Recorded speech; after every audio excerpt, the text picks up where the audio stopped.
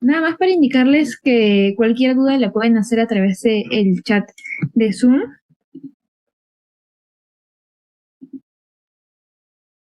Uy,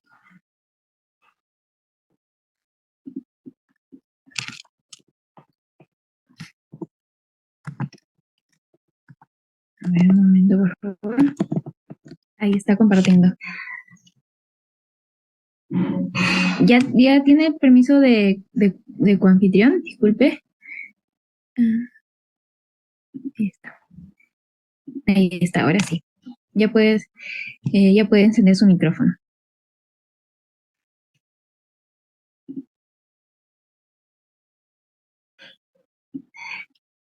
Hola Flavia, ¿cómo estás? Hola Ricardo, ¿qué tal? Listo, bueno.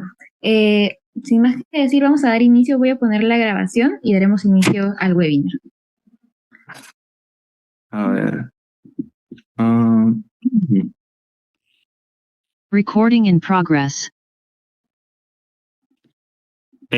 bueno, primero, ¿se me escucha bien? Sí. Ya, el video se ve normal en la esquina, o sea, mi imagen. Flavia, ¿me puedes confirmar, por favor? Un momento. Sí, sí se ve. Ah, ya, ok, ya listo. Vamos a presentar. Bueno, buenas tardes con todos. En esta oportunidad vamos a ver todo el tema de la controversia que hay sobre los edulcorantes, no tanto a nivel de la microbiota como en el peso corporal. Yo estoy seguro que muchos de ustedes acá que son nutricionistas, en algún momento habrán tenido alguna duda, ¿no? Y habrán pensado de repente, si es que A o B es peligroso, ¿por qué mejor no recomendarlos y decirles que tomen agua, ¿no? Entonces, por ahí nació también la motivación de investigar un poco más sobre si verdaderamente son dañinos o si es que los podemos consumir sin ningún tipo de problema, ¿no? Entonces, mi nombre es Ricardo La Rosa y vamos a dar inicio a este webinar. La dinámica va a ser, yo voy a hacer la exposición y ustedes a medida que escuchen, a ver un momento. Ya.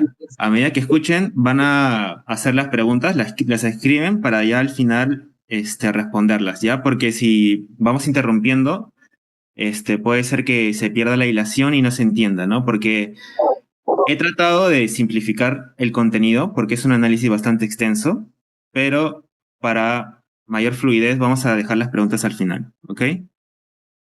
A ver, Disculpe, déjenme. Ricardo, en la Sí. primera diapositiva se ven como cuadrados grises. Cuadrados grises. A mí me... A ver, Como arriba, ahora se agranda un poquito. qué raro. Me gustaría detenerme. A ver. Recording stopped. Solo para que no se agranden. Sí, Que sí. se vean como... tú lo ves? No, ¿no? O sea, en mi pantalla no se ven los cuadrados, pero cuando me sale lo que estoy compartiendo sí se ve eso gris que mencionas, ¿no? Y si cambias la diapositiva, ¿se sigue viendo? A O sea, ver. si vas a la siguiente. Sí. Sí. Espérate, si pongo... ah,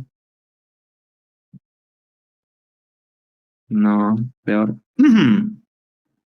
Background, Creo sí. que... no, no estoy segura por qué sucede. Pero si no, deja de convertir y vuelve a compartir para que se A ver, a arregle. ver.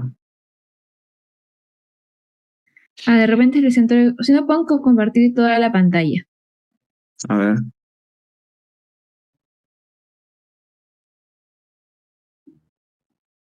Igual aparece. Qué raro. A mí no me... Espera, un momento.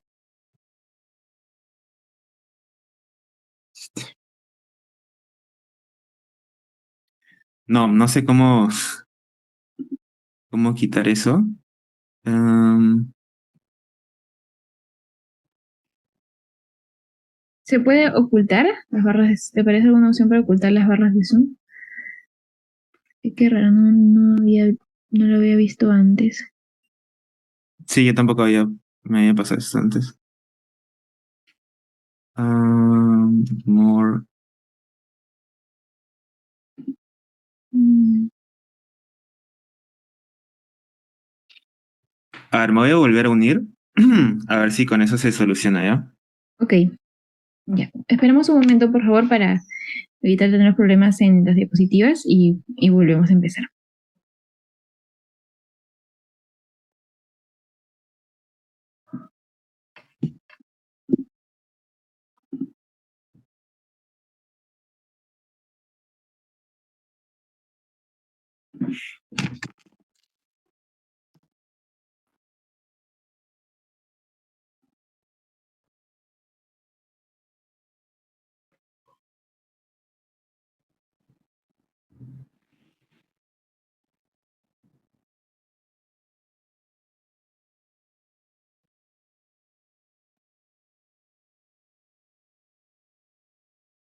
Listo.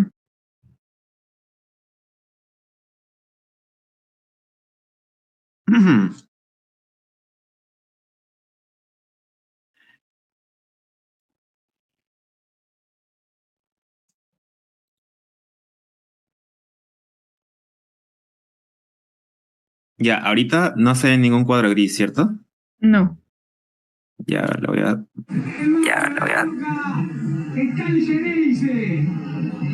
Listo. Listo. Me parece que tiene un micro prendido.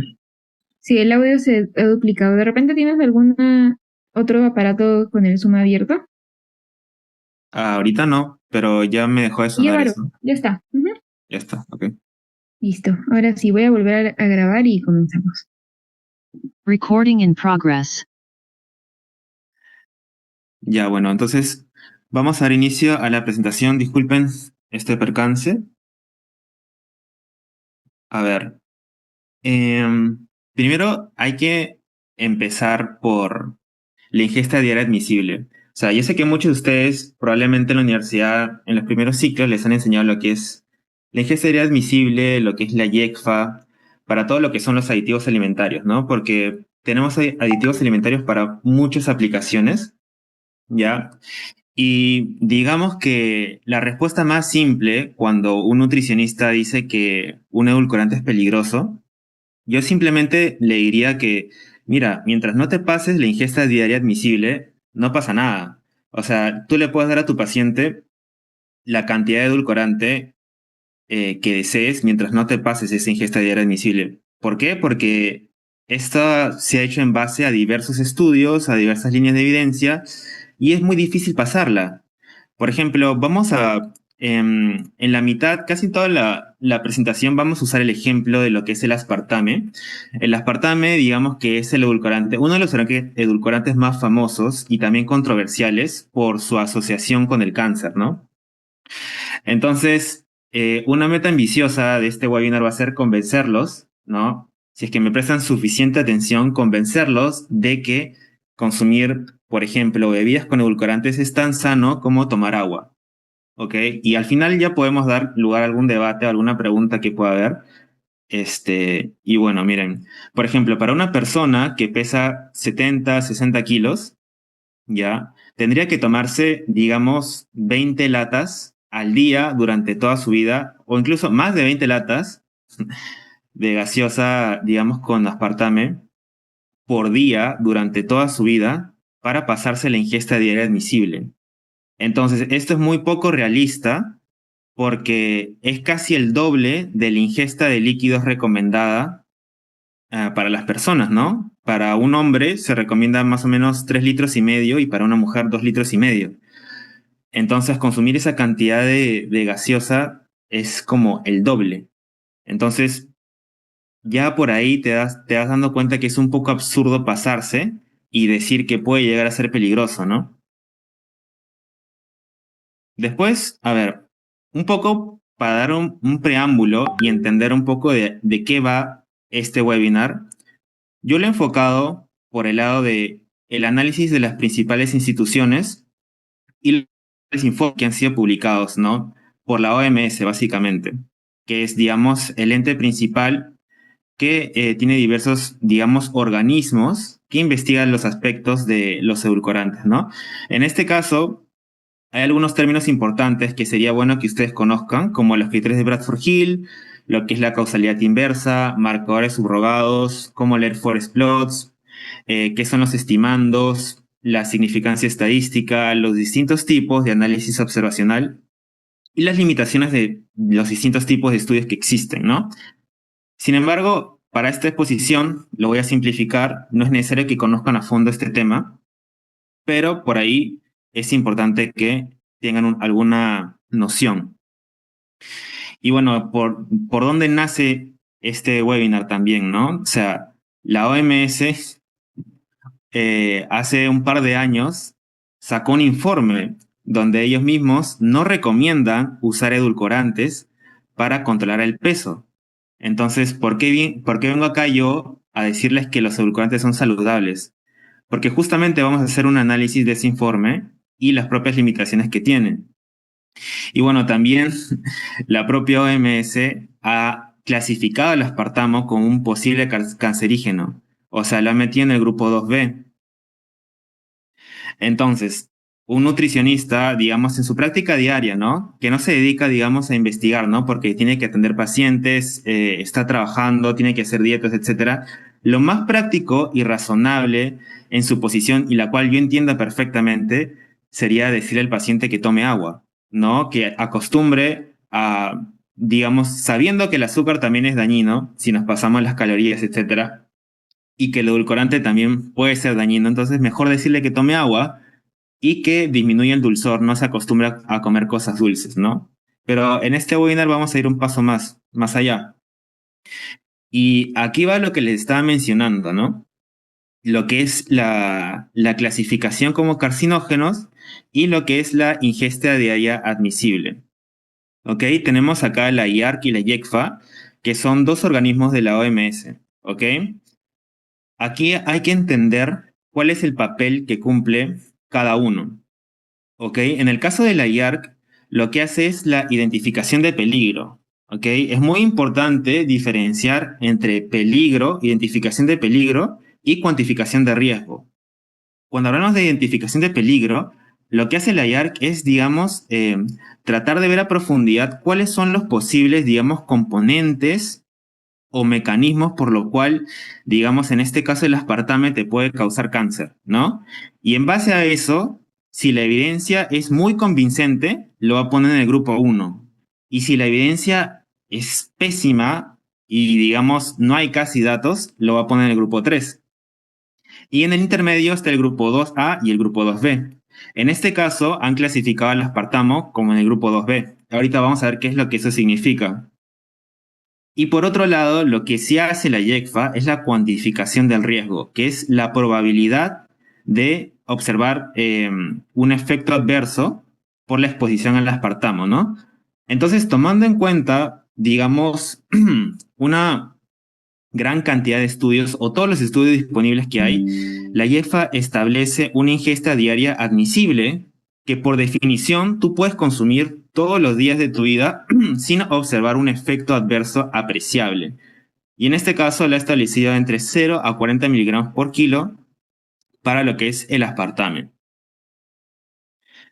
Aquí un poco la OMS en su intento de explicarnos un poco mejor la diferencia entre riesgo y peligro, porque muchas personas lo confunden. Por ejemplo, hace poco salió lo que es el jamón, la carne procesada que la clasifican en el grupo 1A, en la misma categoría que el tabaco.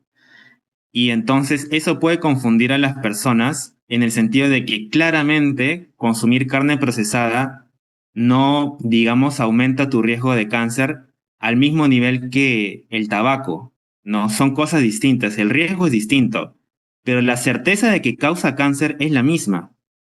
O sea, nosotros estamos tan seguros de que la carne procesada causa cáncer como estamos de seguros de que el humo de tabaco causa cáncer también. Solamente que la diferencia de riesgo es clara, ¿no? Entonces, por ahí, mira, lo que nos pone esta infografía Nos dice, la identificación de peligro nos indica si es que una sustancia puede causar cáncer bajo ciertas circunstancias, ¿ok? Y por el lado de la evaluación del riesgo, mide la probabilidad de que el cáncer vaya a ocurrir teniendo en consideración el nivel de exposición al agente, ¿no? Entonces, por ahí simplificando, la IARC lo que hace es la determinación del peligro y la IECFA la evaluación del riesgo, ¿no?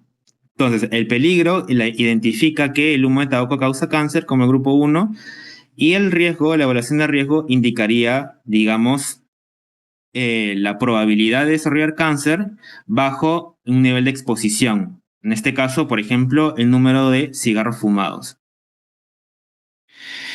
Y aquí está la clasificación de la IARC para los distintos agentes y su, digamos, nivel de certeza por su asociación con el cáncer, ¿no?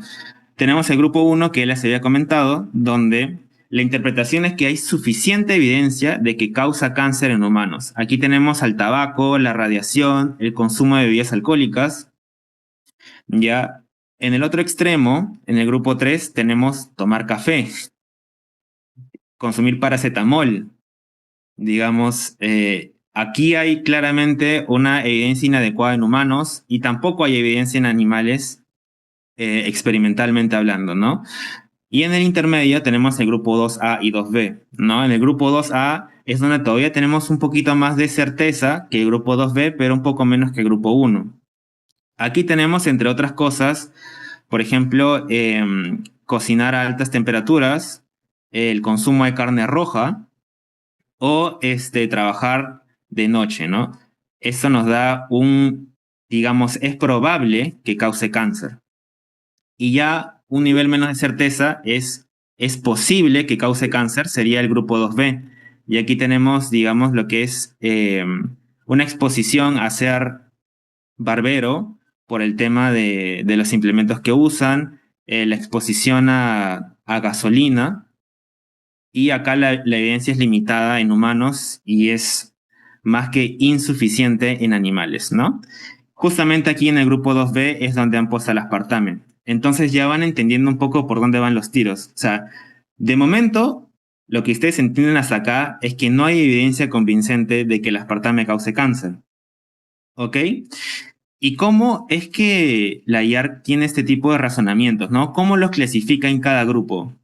Pues hay una cosa que se llama los criterios de Bradford Hill, y aquí los he puesto al costado. Entonces, cuando la IARC empieza a revisar toda la evidencia científica disponible, utiliza estos criterios, por ejemplo, consistencia, coherencia, experimentación, fuerza de asociación, analogía, temporalidad, gradiente biológico, plausibilidad y especificidad. Entonces, dependiendo qué tan bien cumpla cada uno de estos criterios, los va a ir clasificando, ¿no? Por ejemplo, fuerza de asociación, ¿ok? Así en simple sería, por ejemplo, que las personas que fumen tengan un 80% más de riesgo que las personas que no fumen, ¿no? Ahí hay más fuerza de asociación en los que fuman versus los que no fuman, ¿ok? Otro criterio, por ejemplo, el de experimentación sería, por ejemplo, un ensayo clínico, ¿no? Imagínense que pongan a fumar a un grupo de personas y otras personas que no fumen, ¿no? Y a las que fuman observan que desarrollan cáncer. Eso sería cumplir con el criterio de experimentación. Claramente, no existen ensayos clínicos, ¿ok? Donde se ponga a prueba que fumar causa cáncer. Entonces, aquí ustedes ya tienen una prueba de que no se necesita cumplir todos los criterios para pertenecer al grupo 1. ¿Ok? Luego, ¿cómo hace la IARC? O sea, ¿cuáles son las líneas de evidencia que usa para clasificar, ¿no? Entonces tenemos lo que es la epidemiología en humanos, porque cuando hablamos de cáncer debemos de usar datos, digamos, observacionales. Aquí no hay ensayos experimentales donde se le vaya a dar a un grupo de personas un agente potencialmente cancerígeno, no, eso no es ético, ¿no? Entonces tenemos lo que es la epidemiología. Después, lo que sí está permitido, ¿no? Que es un poco controversial, es la experimentación con los agentes cancerígenos en animales, por ejemplo, en ratones. Y finalmente tenemos los mecanismos, ¿no? Los mecanismos se refieren un poco a lo que es, digamos, ensayos en células, in vitro, todo lo que es bioquímica, qué tan plausible es que ciertas características, ¿no? Tengan efectos negativos a nivel fisiológico, ¿no? Y dentro de cada tipo de línea de evidencia hay clasificaciones. Por ejemplo, tenemos suficiente, limitada, inadecuada o sugestiva de ausencia, tanto para epidemiología como para experimentación. Y tenemos lo que son los mecanismos, que puede ser fuerte, limitado o inadecuado, ¿no? Entonces, en base, cuando uno va leyendo los estudios que van justificando una recomendación, van a decir, pucha, mira, esta metodología es pésima, no me dice nada, probablemente haya conflictos de interés aquí metidos, entonces yo considero que esta evidencia es inadecuada. Y por otro lado, por ejemplo, encuentras un ensayo de mayor calidad, ¿ok? Donde controlan por múltiples factores, ¿ya? Y lo ves de manera repetida. Entonces, bajo tu criterio, tú dices, ah, ya, esta evidencia sí es un poco más fuerte. Entonces, para mí esto es suficiente. Y lo van clasificando así los estudios. Y así, al final, van a llegar a la clasificación final que les había mostrado, ¿no? Por ejemplo, en epidemiología, a lo que llaman suficiente es que el azar, los sesgos y los confusores los pueden descartar con confianza, ¿ok? Pero cuando la evidencia es limitada, los investigadores no están seguros de que si los efectos que están observando, por ejemplo, una mayor incidencia de un tumor, ¿ya? En tu hígado, no saben si se debe, por ejemplo, al consumo de el edulcorante o si se debe a algún factor de confusión. Por ejemplo, que la persona lleva un estilo de vida poco saludable, ¿no? Es muy sedentaria o consume alcohol, etcétera. No lo pueden descartar con confianza. A eso le dicen limitada. La evidencia inadecuada ya es de baja calidad metodológica, ¿ok? No hay consistencia entre estudios y hay poca precisión estadística. Y también tenemos la contraparte, que es sugestiva de ausencia, donde ven el efecto opuesto, ¿no? Donde no hay ningún tipo de asociación con el cáncer, pero en estudios ya de alta calidad. Ahí ya vamos descartando, ¿no? Que pueda ser ese agente el que cause el cáncer. A nivel de experimentación, también tenemos los 4 criterios. Por ejemplo, cuando es suficiente, vemos un incremento de tumores malignos en estudios en ratones, por ejemplo. Ahí, bueno, es un poco controversial, ¿no? Pero lo que hacen es, digamos, exponen a los ratones a una determinada dosis, por ejemplo, en este caso de edulcorante aspartame, y ven si es que aumenta, digamos, la incidencia de los tumores malignos en el ratón, ¿no? Entonces, si ven así de manera consistente y la calidad metodológica es alta, ya lo clasifican como suficiente. En el caso de limitada, hay, digamos, menos cantidad de estudios, ¿ok? Se observan tumores, pero son benignos y no hay mayor incidencia y la metodología ya es un poco más dudosa, ¿no? A nivel ya, una evidencia inadecuada sería de que los resultados o la metodología, digamos, es tan turbia que no la puedes interpretar. O sea, hay tantas, digamos, preguntas que les surgen a los investigadores cuando leen ese estudio que no pueden interpretar correctamente los resultados. Hay limitaciones cualitativas y cuantitativas. Y la sugestiva de ausencia es cuando ya los estudios de alta calidad en ratones no muestran una mayor incidencia de tumores. Y finalmente, acá en evidencia mecanística, cuando hablamos esos estudios in vitro, ¿no? En modelos experimentales también usan, por ejemplo, en ratones, pero acá se dedican a ver los mecanismos. Aquí suficiente sería que encuentren de manera consistente, de manera repetida, eh, el efecto o el mecanismo bajo distintos sistemas experimentales. A nivel limitado, quiere decir que el mecanismo es sugestivo, pero solo cubre un rango pequeño de resultados de salud. ¿Ok? Hay inconsistencias y también incoherencias entre estudios. ¿Ok? Por ejemplo, un estudio me demuestra que este mecanismo se activa, pero otro estudio me dice que no se activa. Y ahí está inconsistencia, ¿no? Entonces, esa es evidencia limitada. A nivel de evidencia inadecuada ya sería que pocos o ausencia de datos, metodología cuestionable o resultados negativos. Bueno, aquí en esta pequeña infografía es un poco el algoritmo. Todo esto que les acabo de mencionar, que es un poquito tedioso, ¿no? Se implementa en un algoritmo que usa la IARC. ¿Ok? Entonces aquí en la parte inferior pueden ver, por ejemplo, para el grupo 1 se necesitaría evidencia suficiente en humanos a nivel observacional y no es necesaria en animales, y puedes también incluir la que es fuerte en evidencia mecanística, ¿no? Y así tenemos igual para el grupo 2A y 2B. ¿Ok? Ahora vamos a ver cómo es que clasifican al aspartame. Mira, en el caso del aspartame, tenemos evidencia limitada en los tres tipos.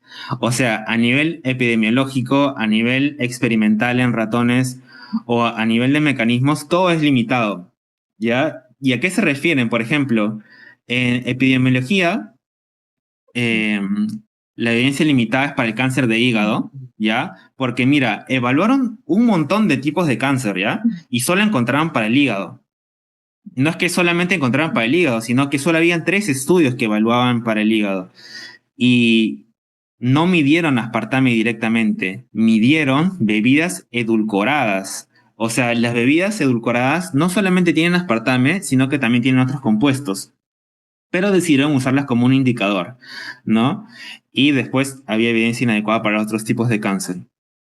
Por ejemplo, para el criterio de experimentación, habían cuestionamientos sobre el análisis estadístico que hicieron para los experimentos en ratones, por ejemplo, y también había cuestionamientos sobre los diagnósticos patológicos, un cuestionamiento metodológico y de interpretación de los resultados. ¿Ok? A nivel de mecanismos, se vio evidencia consistente y coherente de estrés oxidativo, pero la evidencia era de menor calidad cuando hablábamos de inflamación, de proliferación celular y de metabolismo de nutrientes. Entonces, cuando ustedes vean una clasificación del grupo 2B, digamos que no tienen que alarmarse demasiado, porque si alguien te dice que causa cáncer, porque está en esta clasificación, mira en la calidad de datos que se basan para decir esa afirmación, ¿no? Es muy distinto, como pueden observar, que caiga en una clasificación 2B que caiga, por ejemplo, en una clasificación 1 o hasta incluso 2A, por así decirse, ¿no? Entonces, hay muchas limitaciones en este caso. Y aquí tenemos un pequeño gráfico donde vemos lo que es la ingesta diaria admisible. Este es un breve resumen de, a ver, cómo es que sale esta recomendación de 0,40 miligramos por kilo de peso corporal. ¿Qué hace la IECFA? La IECFA evalúa todas las líneas de evidencia, ¿ok? Evalúa tanto estudios en humanos como en ratones, etcétera. ¿Y qué hace? Para el primer paso, eh, identifican el NOAEL. El NOAEL es el nivel más alto de exposición que no produce efectos adversos en estudios en animales. Ok, acá ven el ratoncito que a él le han dado sus 4.000 miligramos por kilo de peso por día ya de aspartame. Mira, durante toda su vida le han dado. Y a estas dosis no han observado ningún efecto adverso. Ya, pero nosotros somos humanos, no somos ratas. Ya, justamente para eso está el factor de incertidumbre. En este caso, tenemos un factor de incertidumbre que es del 100%. Ok, perdón, es de 100 veces. Pero este 100 veces está dividido 100, que es la transportabilidad de ratones a humanos, que sería de un factor de 10, y de humanos para la variabilidad entre nosotros, entre yo y, por ejemplo, todos los que estamos viendo ahorita el webinar, podemos tener variaciones, ¿no? En cómo respondemos de repente al aspartame. Entonces, para esa incertidumbre, añadimos otro factor de 10 y tenemos finalmente un factor de incertidumbre de 100. Y en base a eso se establece lo que es la ingesta diaria admisible, ¿no? Que es de 0 a 40 miligramos por kilo y por definición es una sustancia que puede ingerirse diariamente sin riesgo apreciable para la salud. Para esto, claramente se ha visto diversos endpoints o resultados en la salud para distintos órganos, para distintos marcadores, y se ha visto que no hay efectos adversos, ¿no? De todas maneras, una vez cuando se establece la ingesta diaria admisible, hay una vigilancia. Entonces, por ejemplo, el aspartame ya lo aprueban, sale al mercado y lo que hace es una vigilancia epidemiológica para ir evaluando si las personas que más consumen pueden tener algún efecto adverso o no. Entonces, no es que solamente se queda la ida como tal, sino es que también se va a haber una vigilancia. Aquí en la parte inferior se tocan temas importantes como el metabolismo, que el aspartamo se hidroliza por completo en el tracto gastrointestinal. También tenemos una ausencia de, digamos, genotoxicidad, o sea, alteración del ADN no existe, tampoco hay carcinogenicidad, o sea, no hay estudios convincentes que indiquen carcinogenicidad. Y otro punto importante es que las personas en su día a día, el consumo cotidiano de este edulcorante está muy por debajo de este ingesta diaria admisible que hemos puesto como límite. Ya. Ahora, un punto importante de, del aspartame, por ejemplo. O sea, yo estoy escogiendo aquí el peor edulcorante, ¿ya? Porque es el único, me parece, que lo han clasificado en la parte 2B, en el grupo 2B. Vamos a ver, miren. ¿Qué notaron la IARC y la IECFA cuando estaban haciendo su informe y revisando la evidencia? Es que el aspartame no llega intacto a la sangre. O sea, se descompone por completo en metabolitos comunes, iguales a los que ya obtenemos de otros alimentos y bebidas. Miren, el aspartame está compuesto de ácido aspartico, de fenilalanina y de metanol. Entonces, el aspartame nunca llega a la circulación como tal. Cuando ingresa al estómago se descompone por completo en estos tres componentes. Y esos no son componentes raros, por si acaso. Ahorita vamos a ver en qué alimentos los vamos a encontrar. Vamos a ver un poco lo absurdo, lo incoherente que es, digamos, cuando algunos estudios demuestran efectos adversos. Miren, en el informe que estaba haciendo la IECFA nos dice que en Francia había un estudio de aproximadamente 100.000 personas, claramente un estudio observacional, que tuvo una duración de alrededor de unos 12 años. ¿Ok? El Nutrinet Santé. Y observaron un incremento en riesgos de la salud cuando se comparaban, digamos, consumidores bajos, consumidores altos versus las personas que no consumían. Miren, en este estudio, las personas que más consumieron alrededor de 47 miligramos por día, ¿ok? Comparados con los que no consumían. Miren, y acá que hemos visto que la ida es de 40 miligramos, pero por kilo de peso corporal. O sea, esta sería la ida para una persona que pesa 1 kilo, digamos. Entonces, este nivel de riesgo se observa a una dosis de 20 a 40 veces inferior a la ingesta diaria admisible, lo cual de por sí ya de entrada esto es algo absurdo. ¿Ya? Vamos a ver dónde están estos compuestos. Miren, aquí tenemos media lata de Coca-Cola cero, tiene 50 miligramos, ¿ya? Entonces, supuestamente, este estudio, ¿ya? Ha encontrado efectos adversos en personas que tomaban media lata de Coca-Cola cero, ¿ya? Y obviamente el aspartame no llega a circulación. Entonces vamos a ver los compuestos. ¿Cuánto tiene de fenilalanina, ácido aspartico y metanol? Mira, de fenilalanina tiene 28 miligramos, de ácido aspartico 22 miligramos y de metanol 5 miligramos. ¿Y qué tenemos por acá? Tenemos lentejas cocidas que nos da 881 miligramos de fenilalanina. O sea, 31 veces más. Ácido aspartico, 1976 miligramos, 87 veces más. Y un vaso de jugo nos da 20 miligramos de metanol, que es 4 veces más de, digamos, la cantidad ya de estos compuestos con los que fueron asociados este aumento de riesgo. Entonces, si el aspartame no tiene ningún otro compuesto además de estas tres cosas, ya de por sí es incoherente, es poco plausible que este, digamos, efecto observado acá sea causal. Entonces, digamos que la mejor explicación a este efecto negativo puede verse a que como es observacional el estudio, puede haber factores de confusión que no han ajustado, puede haber causalidad inversa, ¿ok? Puede haber confusión residual también, lo cual es bastante común en los estudios observacionales. Bueno, como habrán podido ver, de momento hemos tocado un poco a nivel científico, de repente algunos temas que no, o palabras que no están muy familiarizados, y acá Nutrition Society, que yo también alguna vez fui su alumno, está ofreciendo el curso de experto en evidencia y análisis científica a tan solo 149 soles.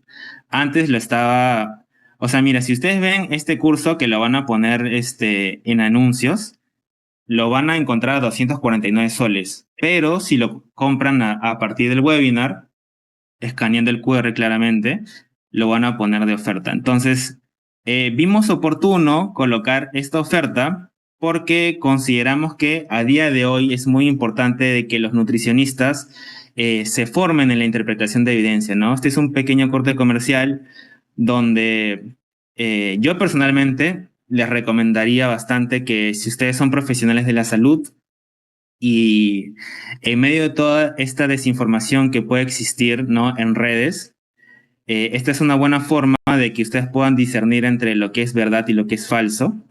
Digamos, es un curso bastante conciso y rápido, es fácil de entender y con eso ustedes tendrían la capacidad de hacer, por ejemplo, este tipo de análisis, ¿no? ¿Qué pasa si un día la OMS declara que algún otro alimento que nosotros consideramos saludable lo declara como no saludable? Ustedes probablemente, digamos, lo obedezcan a ojos cerrados, ¿no? Pero idealmente ustedes tendrían que tener la capacidad de revisar la evidencia que la OMS propone, ¿no? Al igual que tratar de refutar a algún otro profesional que esté desinformando a las personas como se ve muy comúnmente en redes. Entonces, yo les recomendaría bastante que adquieran este curso, aprovechen la oferta, que solamente es por el webinar, y bueno, vamos a continuar.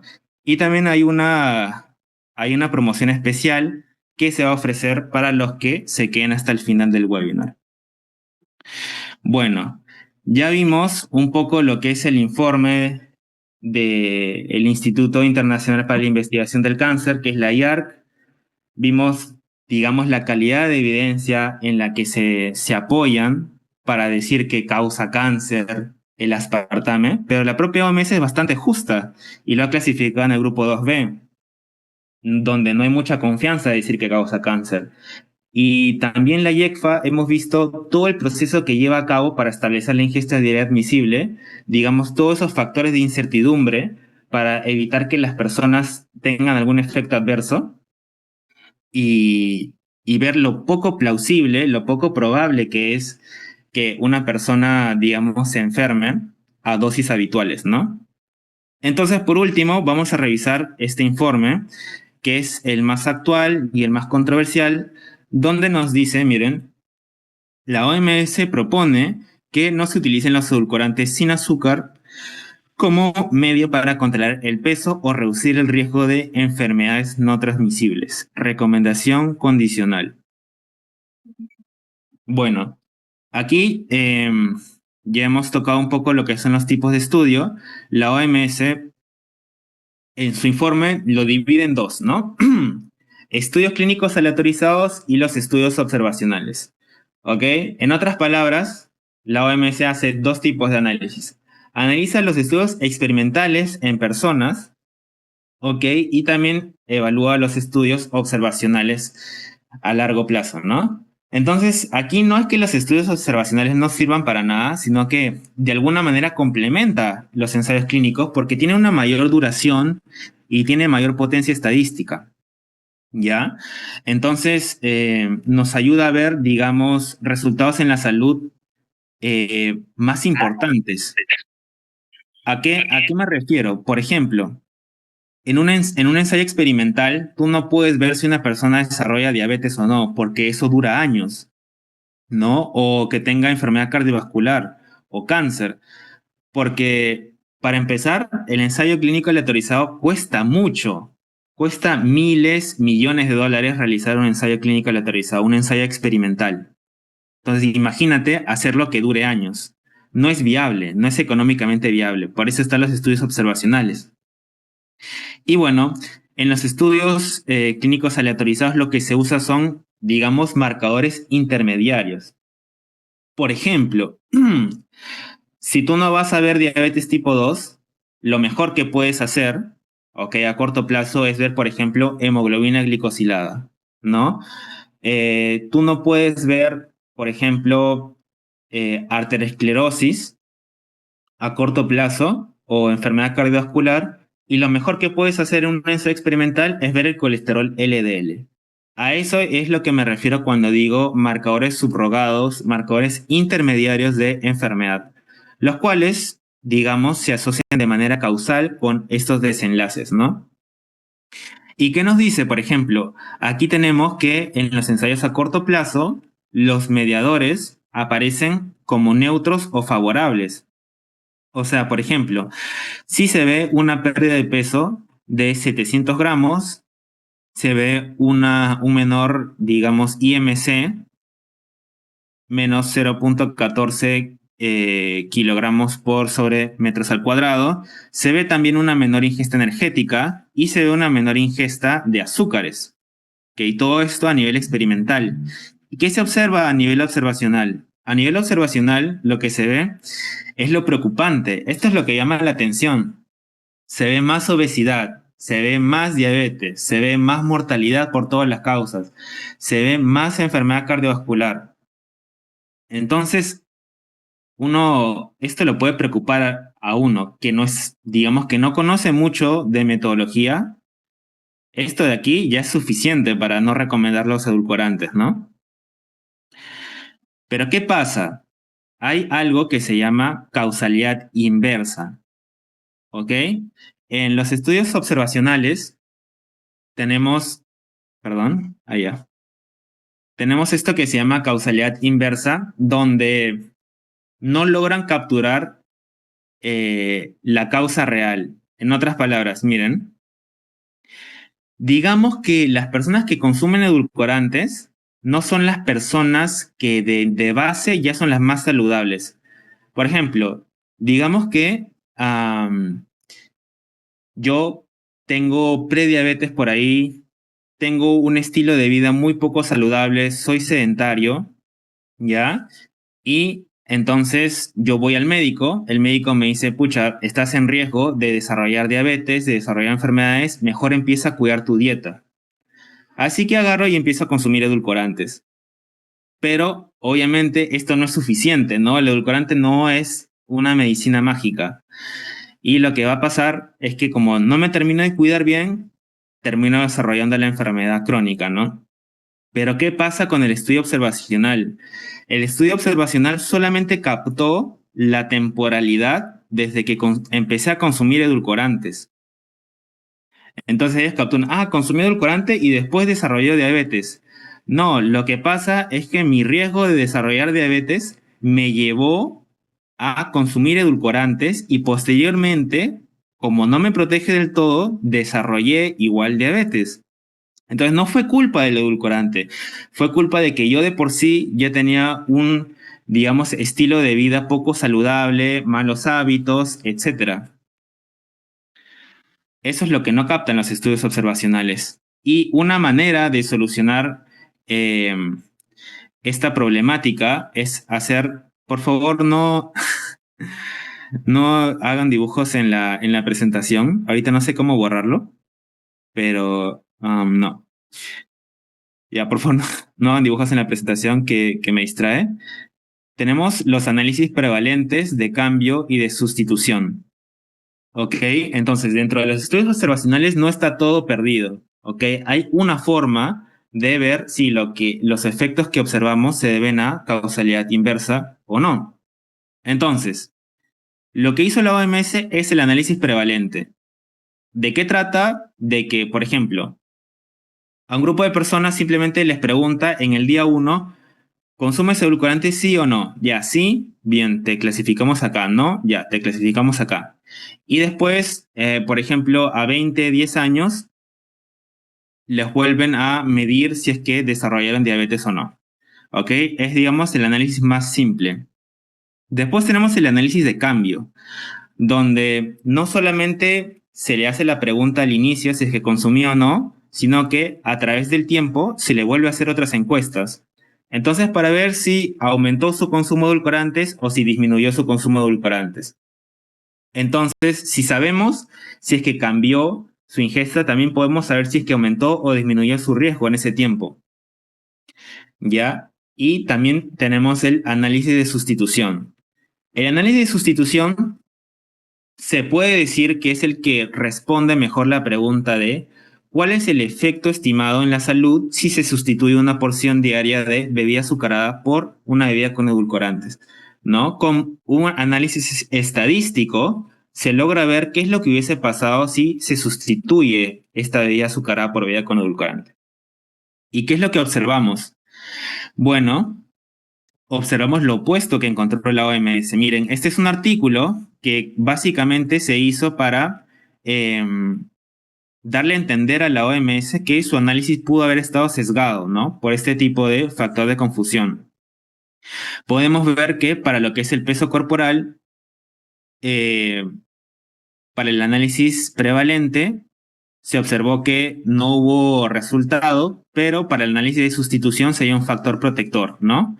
Para lo que es la circunferencia de cintura, se vio que también hubo efectos neutros para los tres tipos de análisis, pero miren, para la incidencia de obesidad, el análisis clásico se vio un efecto negativo, pero cuando se modeló la sustitución, se vio un efecto protector, ¿no? Y aquí se ve claramente, bueno, nos ayuda, digamos, a formular con más confianza de que lo que hemos observado en el análisis original se trataba de... Ah, creo que sí lo puedo borrar. Está.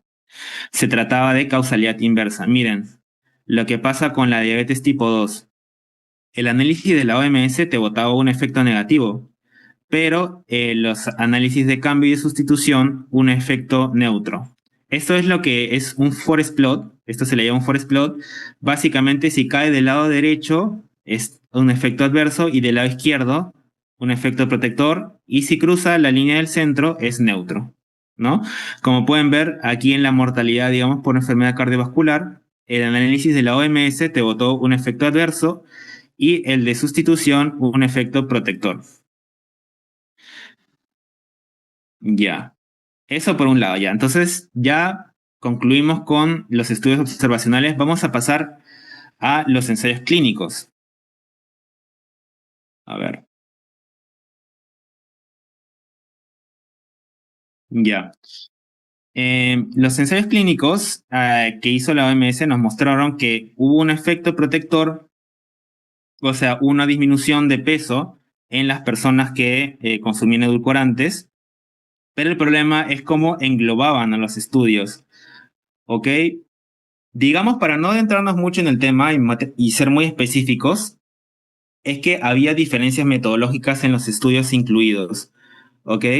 Entonces, en los estudios donde realmente se sustituyó, donde las personas sustituían, digamos, su consumo de bebidas azucaradas por edulcorantes, el resultado fue un poco menor en la pérdida de peso y no alcanzó la significancia estadística. Esto es algo que se llama como estimandos, que básicamente es ¿qué pregunta está respondiendo tu estudio? Entonces, algunas veces, cuando unos hacen metaanálisis, que es agrupar muchos estudios para ver el resultado en conjunto, juntan estudios que no responden la misma pregunta, ¿no? Dentro de esos, habían incluido algunos estudios donde a las personas les daban bebidas azucaradas y a otro grupo les daba edulcorante. Pero en la vida real, tú no le vas a agregar bebida azucarada a una persona a su dieta. Eso no pasa, o no se debería de hacer. Es algo un poco artificial, digamos. Lo que sí se debería hacer es que personas que usualmente ya consumían bebidas azucaradas, ¿qué pasa cuando las intercambian por bebidas con edulcorantes? Que es lo que más nos interesa, ¿no? Y ahí es donde se observó una menor pérdida de peso. Aquí está otra vez el forest plot, que es básicamente lo que les acabo de explicar, pero a modo de gráfico, ¿no? Estos son todos los estudios en conjunto que hizo de experimental, donde se vio que favorece la pérdida de peso, ¿ok? Menos 0,71 kilos. Y aquí se ve los estudios que respondían un poco a la pregunta más realista de sustituir experimentalmente, ¿no? Donde toca ya el efecto neutro y se ve una pérdida ligeramente menor de menos 0,61 kilos. Entonces, lo que hizo esta organización europea cuando vio estos resultados, decidió hacer un metaanálisis en red. ¿Ok? ¿Qué es un metaanálisis en red? Básicamente junta toda la evidencia disponible. Ya, mira, tenemos acá tres tipos de intervención. Una intervención es bebida con edulcorante. Otra intervención es consumir agua. Y otra intervención es consumir bebidas con bebida azucarada, perdón. Entonces tenemos estas tres: agua, edulcorante y bebida azucarada. ¿Ya? Entonces, cuando no hay una comparación directa, por ejemplo, entre agua y edulcorante, lo que hacen es encontrar aquellos que hagan, por ejemplo, agua con bebida azucarada, edulcorante con bebida azucarada. Y como tienen este comparador en común, logran hacer un puente y logran, digamos, de alguna manera crear esta comparación entre comillas artificial, que sería, ¿qué es mejor? ¿Tomar edulcorantes o tomar agua? Y lo que observaron fue de que cuando sustituían el agua por edulcorantes, las personas perdían más peso. Entonces, ustedes me van a decir, ya, no, mejor es tomar agua que tomar edulcorantes, pero ¿por qué? O sea, ¿cuál es el resultado de salud, ya, que tú me puedes argumentar que es mejor si yo consumo agua en vez de consumir edulcorantes? O sea, de momento hemos visto que los resultados de salud son o neutros o positivos para consumir edulcorante en los estudios observacionales. Y acá estamos viendo que con la evidencia experimental, cuando se hacen puentes entre estudios y se logra la comparación de bebidas edulcorantes con agua, los edulcorantes ganan a nivel de pérdida de peso. Y bueno, acá es básicamente la misma comparación, pero con el forest plot que les estaba mencionando, ¿no? Acá está la línea del medio y acá se ve que favorece el consumo de bebidas edulcorantes por encima del agua. Ahora, para aclarar, probablemente alguien de acá se confunda y diga, pero si ninguno de los dos tiene calorías. Es que no se trata de las calorías en este caso. La explicación, digamos, más plausible puede ser de que las personas pueden adherirse mejor a su dieta cuando tienen ese dulce, ¿no? Entonces se les hace más fácil adherirse a la dieta que si le dices, ¿sabes qué? Solamente toma agua. Ya para ir acabando, vamos a tocar el tema de la microbiota. Voy a tratar de ser breve y llegar al grano, ¿ok? Los marcadores subrogados es algo que todo personal de la salud debe tener en cuenta cuando quiere hacer una intervención en su paciente, ¿ok? Que habíamos visto al inicio que un marcador subrogado es aquel, digamos, componente que si yo lo modifico, va a modificar el desenlace de salud importante a futuro. En otras palabras, yo modifico mi hemoglobina glicosilada hoy, más adelante no voy a tener diabetes. Yo modifico mi colesterol LDL hoy, más adelante no voy a tener aterosclerosis. Y así. Entonces, digamos que los marcadores subrogados establecidos, donde ya se, digamos, se analizó toda la evidencia disponible y se ha determinado que son causales y deberíamos de tenerlos como objetivo clínico, es la presión arterial, la hemoglobina glicosilada, el colesterol LDL y digamos en la composición corporal, ¿no? Que la obesidad ya sabemos que es causal en muchas enfermedades. ¿Qué pasa con la microbiota? Ahora, yo les pregunto, ¿han visto a ustedes alguna vez una guía clínica que te diga que modifiques la microbiota de tal o cual manera con cierta intervención? No hay, no hay. La microbiota no es un marcador subrogado. Entonces, toda esta moda que hay ahorita por modificar la microbiota, que consume esto, que consume lo otro, digamos que no está basado en ciencia, ¿ok? Porque a menos que modificar la microbiota vaya a disminuir tu riesgo a futuro de alguna de estas enfermedades que he mencionado y que se haya demostrado que es causal, entonces, si no es así, entonces no te sirve la microbiota. Y hasta ahora no ha sido demostrado, ¿ok? La microbiota no es un marcador como la presión arterial o como la hemoglobina glicosilada o como el colesterol LDL. ¿Y en qué me baso? Porque hay criterios que se tienen que cumplir para que se llame a un marcador subrogado. Tiene que tener una validación analítica estandarizada, tiene que tener una calificación sólida, o sea, digamos que modificar este marcador va a modificar el riesgo futuro y también tiene que tener un uso de contexto claro. Entonces, ¿en qué pacientes usaríamos la microbiota como marcador? No se puede usar en todos, hay contextos específicos y eso tampoco se ha establecido. Pero lo bueno es que las mismas intervenciones que mejoran todos estos marcadores que ya están establecidos, como por ejemplo consumir una dieta basada en plantas, también mejora, digamos, te da un perfil positivo de microbiota. Entonces, de alguna manera, de manera indirecta, la favorece igual. Aquí quería explicar básicamente lo que eran, dónde nació todo este boom de la microbiota. En pocas palabras, nació de experimentos en ratones. ¿Ok? Empezó en experimentos en ratones y de ahí hicieron un ensayo experimental en 7 personas, que donde no hubo ni siquiera grupo control, ¿ya? Y para la gente, esto fue el boom. Para los investigadores, esto fue, digamos, la cúspide. Miren, ha sido citado casi 3.000 veces. ¿Ustedes saben lo que es que citen un paper 3.000 veces? Esto indica que tuvo mucho impacto en la comunidad científica a nivel de investigación de microbiota y edulcorante. Obviamente encontraron que hubo alteración en el metabolismo en la resistencia a la insulina y en el metabolismo de la glucosa por consumir edulcorante, no tanto en ratones como en humanos. ¿Ok? Pero unos años después, acá en la izquierda es el estudio que acaban de ver aquí, ¿ya? Y acá en la derecha, anaranjado, fue un estudio que se hizo un par de años después, en 2021, para ser precisos, donde se replicó, ¿ok? La metodología, pero acá lo importante es, corrigieron muchas falencias metodológicas. O sea, en este segundo estudio, que era más actual, sí usaron un grupo control, ¿ok? A nivel de sacarina, les dieron, este edulcorante fue el que se puso a prueba, les dieron sacarina pura, la aislaron, porque en el anterior estudio habían usado una combinación de sacarina, que solo había sacarina al 5% de la solución, el 95% era glucosa. Entonces ahí van a ver toda la confusión, ¿no? Pero en este estudio lo corrigieron, les dieron sacarina pura, usaron más muestra de personas, usaron grupo control.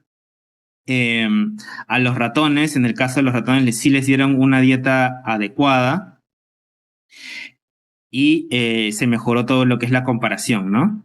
¿Y qué creen que pasó en este estudio? Donde mejoraron la metodología, pues no hubo ningún efecto adverso, ¿no? Ni en la microbiota, ni en el metabolismo de la glucosa, ni en la resistencia a la insulina.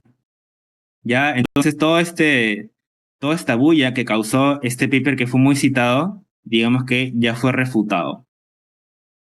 Y aquí tenemos el estudio más actual, me parece que con esto ya terminamos. El estudio SWEET, ya, este es un estudio que duró 12 meses. Este sí fue en personas, ojo, acá no fue en ratones. Y para mí este diseño fue bastante interesante, porque ¿qué hicieron? Miren, al inicio del estudio, a ver, cogieron a 300 adultos con obesidad y durante 2 meses todos perdieron peso. ¿Ok? Les hicieron perder peso a todos, el 5%. Y después de que perdieron ese peso al inicio del estudio, los dividieron en dos grupos. El objetivo de la segunda fase era mantener esta pérdida de peso, porque ustedes saben que cuando tú pierdes peso, lo puedes volver a ganar muy fácilmente. Entonces querían ver ¿qué pasa si es que a un grupo les dejamos que consuman edulcorantes y al otro grupo les decimos que simplemente reduzcan el dulzor de la dieta, ¿no? Ese consejo que dan todos los nutricionistas hoy en día. ¿Sabes qué? Reduce el dulzor de tu dieta. No te das bolas, vamos a lo seguro. ¿Qué observaron? Que aquellas que sí les dejaron consumir edulcorante pudieron mantener mejor la pérdida de peso. Pudieron perder 1.6 kilos más de peso que el grupo que solo redujo lo que es el azúcar, ¿no? Entonces fueron más exitosos los que consumieron edulcorantes. Y lo mejor fue de que a nivel intestinal, a nivel de microbiota, que también lo midieron, no se observaron efectos adversos. Es más, hubieron cambios positivos. Desarrollaron ciertas familias de bacterias que soltaban metabolitos de cadenas de ácidos grasos cortas, ya que se asociaban a un mayor gasto energético, que se asociaban a un mejor, este, digamos, sensibilidad a la insulina. Y el único efecto adverso que hubo fue de que tenían un poco más de gases, ¿no? Pero más allá, la microbiota fue mejor y perdieron más peso. Y bueno, aquí está la promoción final para todos los que se quedaron, de que si adquieren el curso de interpretación de estudios, ¿no? Que les habían mencionado, van a tener un 20% de descuento en todas las futuras formaciones que haga Nutrition Society, lo cual es bastante, un 20% de descuento. Entonces, si yo fuese ustedes, aprovecharía esta oferta, ¿no? Espero que esta presentación haya sido de su agrado y ya podré responder alguna pregunta si es que desean, la escriben en el chat. Algo no les ha quedado claro, lo podemos ver, ¿no? Hemos visto, ¿no? Cuando vemos estudios observacionales, hemos podido observar también sus limitaciones, ¿no? Hemos visto mucho contexto, ¿ok?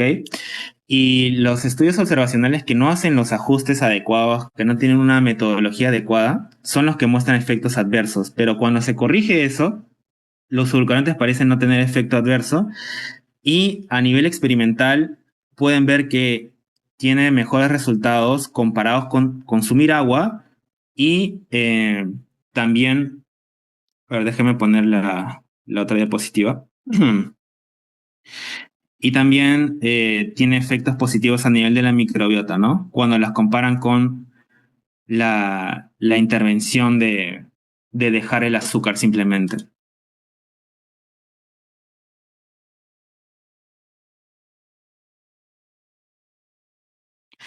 Ahí nos dice, en cuanto a edulcorantes, la lulosa es una buena alternativa para un adulto sin resistencia a la insulina. A ver, aquí hay que dejar en claro que eh, tanto la OMS como la mayoría de análisis declaran que no hay suficientes, digamos, datos para evaluar de manera individual cada tipo de edulcorante, ¿no? Entonces la lulosa simplemente se agrupa con los demás edulcorantes donde no se ven efectos adversos en la resistencia a la insulina, ¿no? Entonces, tú podrías deducir por ahí de que la lulosa no habría ningún problema.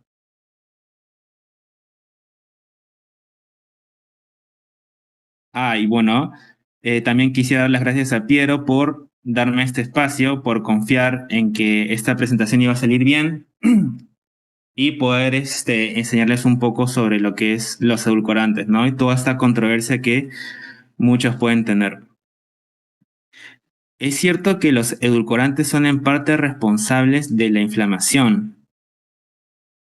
A ver, de momento, primero hay que tener claro qué es inflamación. La inflamación, a ver, la pueden entender muchos como que hinchazón, pero la definición real sería una respuesta inmunológica, ¿no?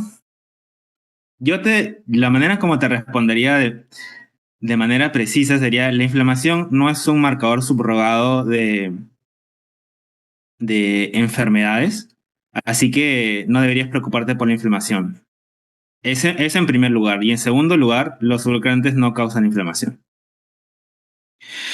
¿Qué hay acerca de los estudios? Claro, la causalidad inversa y lo que sucede con el alcohol. Bueno, si alguno de ustedes de aquí está recomendando consumir vino, una copa de vino a la semana, como parte de su dieta mediterránea, hay que tener cuidado porque los estudios, esto ya está establecido, por si acaso, también lo vimos en la IARC, la clasificación. El alcohol también es un cancerígeno, no hay ningún efecto positivo de consumir alcohol, cualquier dosis es dañina. Cuando se observó que una pequeña dosis, por ejemplo, lo interpretaban como que una copa de vino podía ser positivo, era culpa de la causalidad inversa. Y cuando se ajustó, vimos que todas las dosis de alcohol eran dañinas. Entonces, la recomendación de vino no va ni por antioxidantes de la uva. Si quieres antioxidantes, come uva, no tomes vino. ¿Qué hay acerca de los estudios donde dicen que los edulcorantes, tanto naturales como artificiales, alteran la microbiota? Bueno, justamente acá hemos visto, en este caso, el último estudio que presenté agrupaba a edulcorantes artificiales y edulcorantes naturales y no se observaron, mira, si es que lo alteraron de manera positiva, ¿ok? Y además de eso, perdieron más peso y ya hemos hablado de la microbiota. A ver, ¿cómo lo digo en simple? La microbiota no te garantiza de que vas a tener una mejor salud, ¿ok? Eso que dicen que la microbiota es uno de los principales. ¿Qué es lo que dicen? Tu cerebro está en la microbiota. No sé qué dicen hoy en día, pero lo venden como si fuera lo máximo. La microbiota no tiene un rol causal definido hasta el momento, no es un marcador subrogado. Mejorarla o empeorarla no te va a garantizar tener una mejor salud a largo plazo. De todos los edulcorantes, ¿cuál sería mejor? ¿La stevia? Es una pregunta bastante importante que muchas personas se hacen. Y en el caso para la stevia, aunque no lo crean, también existe una ingesta diaria admisible. No es que puedas consumir toda la stevia que quieras, ¿no? También hay un límite de su consumo. El mismo análisis que he hecho hoy día para el aspartame, también hay para la stevia. Obviamente no por parte de la IARC, sino por la IECFA, donde sí se establece un límite, pero es igual muy difícil de pasarse, así que lo puedes consumir sin problema, no es que sea mejor o peor que algún otro edulcorante. Edulcorantes y gestantes. Bueno, en este grupo en específico, ya solamente en el grupo en específico, por ahí yo sí tendría un poco de cuidado, porque son bastante susceptibles a cualquier cosa, ¿no? Igual la OMS sí vio efectos adversos en gestantes en específico, donde no se analizó esta causalidad inversa en los análisis posteriores, entonces no podría decir con certeza si es que con gestantes también desaparece este efecto, ¿no? Se evaluó más que nada en personas con enfermedades crónicas que no eran gestantes. Entonces, a ese grupo sí tendría un poco de cuidado.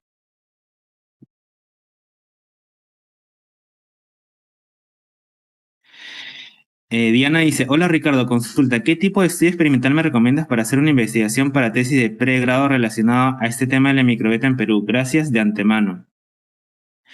Bueno, a nivel de microbiota, primero, como ya hemos dejado claro que no es un marcador subrogado, no es causal para desarrollar enfermedades.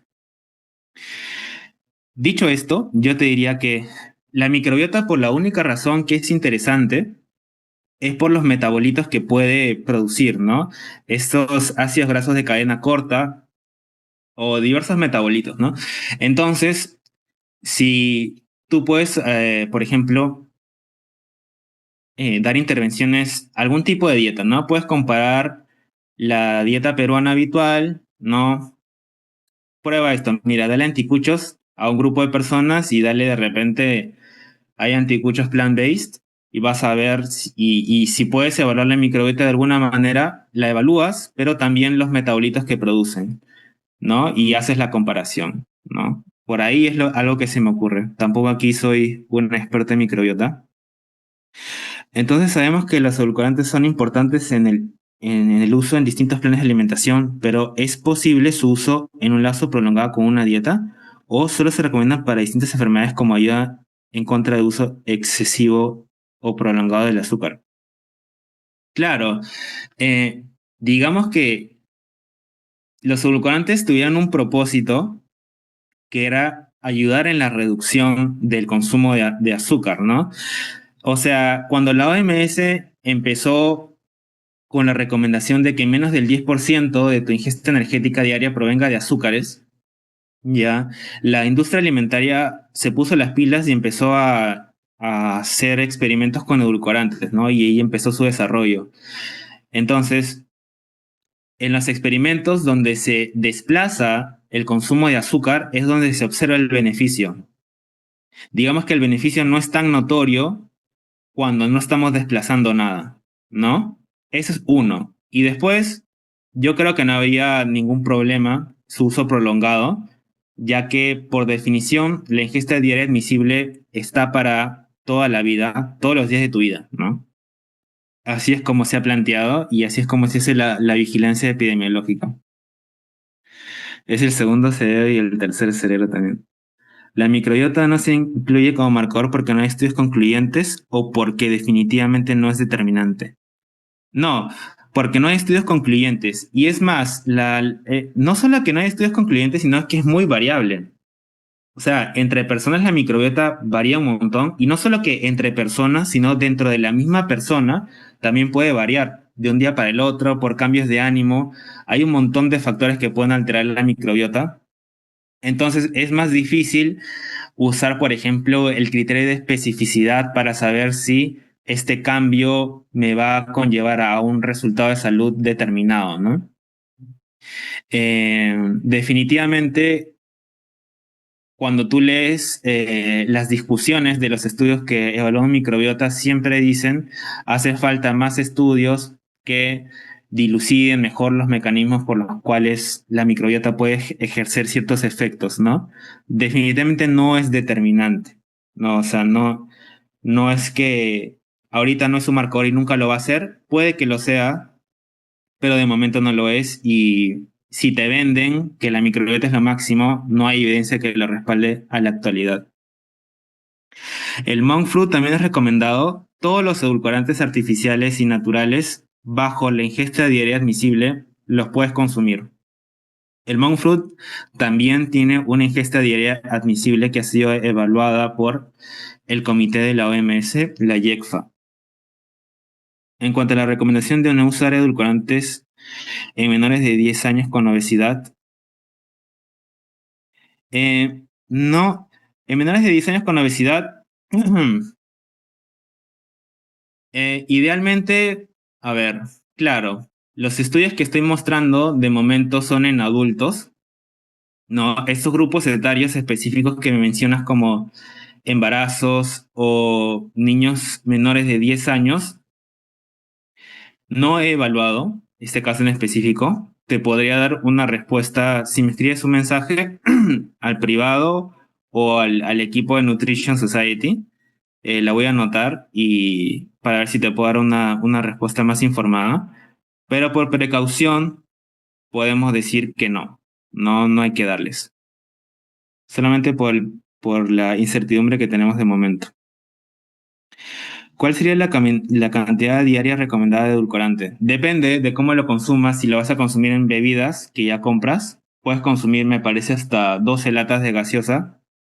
No te va a pasar nada.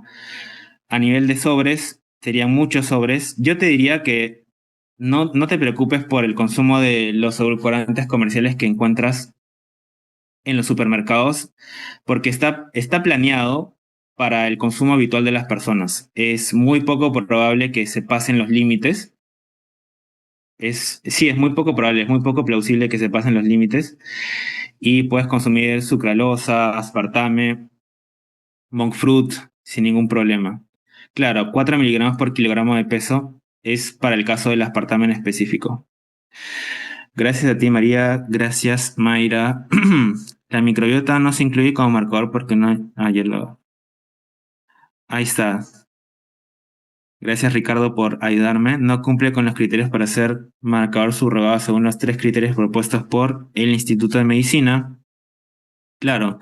Bueno, si alguno de ustedes es nutricionista y está viendo el chat ahorita, lo que ha mencionado Ricardo es muy importante. Esta guía que es la evaluación de los biomarcadores y subrogados, es algo básico que ustedes tienen que estudiar porque define qué es lo que te debería de importar a ti cuando vas a hacer una intervención en un paciente, para que no te dejes llevar por algún marcador que se ponga de moda, que tú pienses que es importante, que tengas alguna justificación bioquímica, nada de eso importa. Tú guíate ese documento donde te dice qué es necesario para que un marcador sea subrogado, que sea causal, que de alguna manera maximice tu probabilidad de disminuir la enfermedad a largo plazo. Ok, ese documento es muy importante.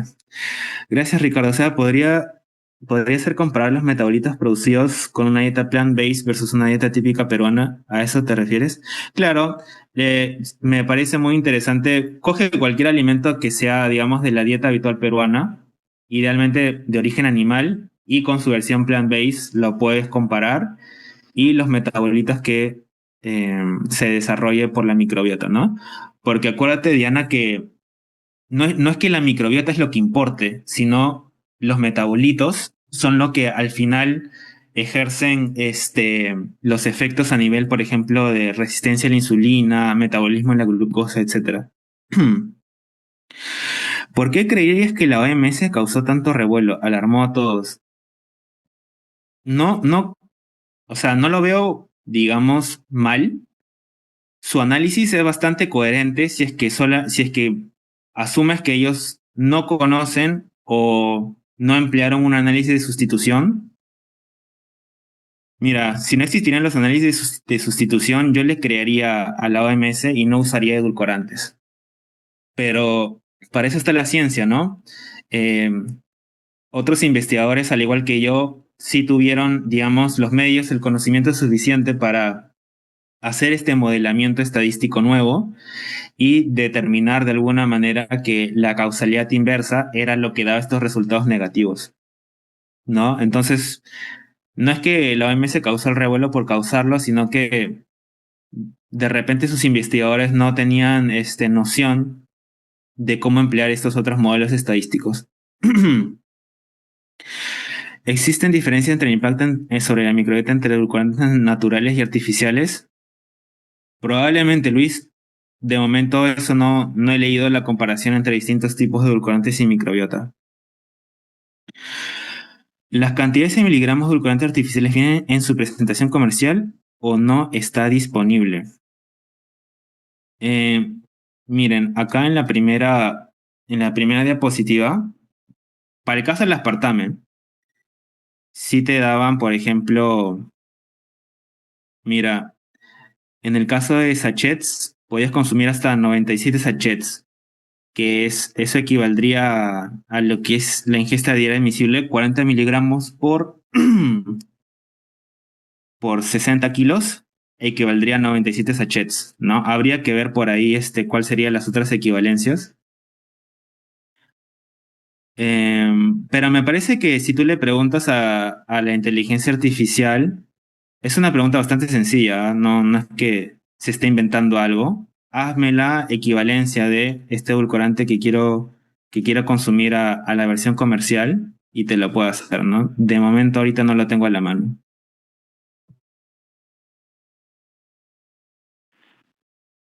Las cantidades, ya bueno, una consultoría, un problema si se emplean edulcorantes en niños y adolescentes. Bueno, como mencioné, no he revisado este grupo etario en específico, más que nada he revisado en adultos. Probablemente no haya, pero no, de momento ahorita no te la podría asegurar, ¿no? Te mentiría. ¿Es mejor emplear la stevia líquida del supermercado o las hojas directamente de la planta? Las hojas directamente de la planta. Bueno, con la stevia líquida es más fácil, digamos, ver cuánto estás ingiriendo de edulcorante. Con la planta se me hace un poco... No sabría decirte con la planta, ¿no? Porque me parece que solamente la remojas y suelta el dulzor. No sabría cuánto sería la equivalencia para la ingesta diaria admisible, pero es muy poco probable que la superes. Así que es indiferente si es que consumes de planta o la de supermercado. Aquí estamos hablando con ciencia, por si acaso. Aquí no estamos diciendo que lo procesado es malo y que lo natural es bueno. Aquí nos basamos en la evidencia científica y de momento lo industrial no parece tener efectos adversos, ¿no? Los edulcorantes artificiales versus los naturales los engloban en el mismo grupo.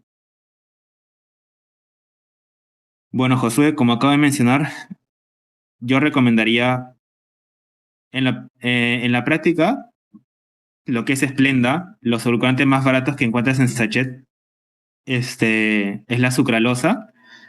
Eso es lo que yo recomiendo, porque la evidencia científica lo respalda de que no hay efectos adversos, así que por ahí yo voy. Y es un edulcorante artificial, así que no hay problema. ¿Con qué programa haces tus diapositivas?